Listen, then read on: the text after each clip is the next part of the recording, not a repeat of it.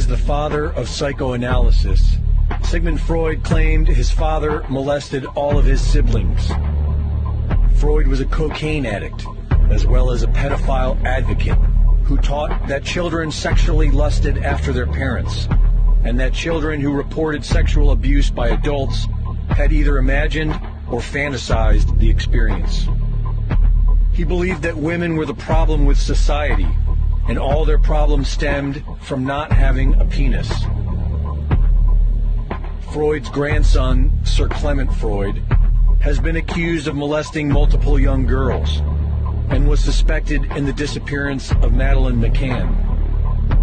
Sigmund Freud's sister, Anna Freud, whom Freud claimed was regularly molested and abused by their perverted father, gave birth to Freud's nephew, Edward Bernays, the father of propaganda.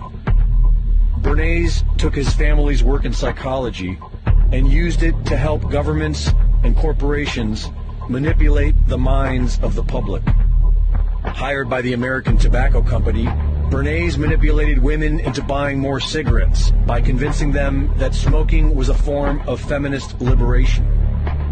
During this propaganda campaign, he dubbed cigarettes torches of freedom. Thanks to Bernays and his family's twisted legacy, social engineering became big business.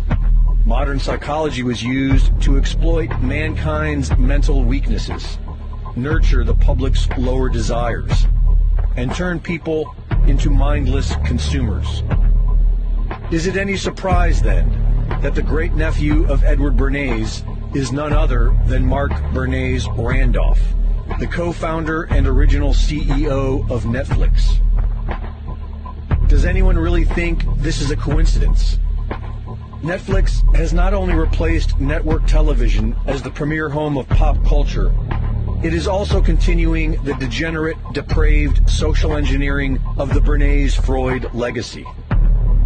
In 13 Reasons Why, Netflix was accused of romanticizing suicide during a recent increase of teenage suicides.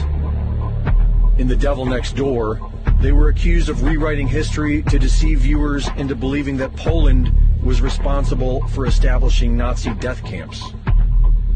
In The First Temptation of Christ, Jesus Christ is depicted as a homosexual. And a Texas grand jury indicted Netflix for depicting child sex in the movie Cuties.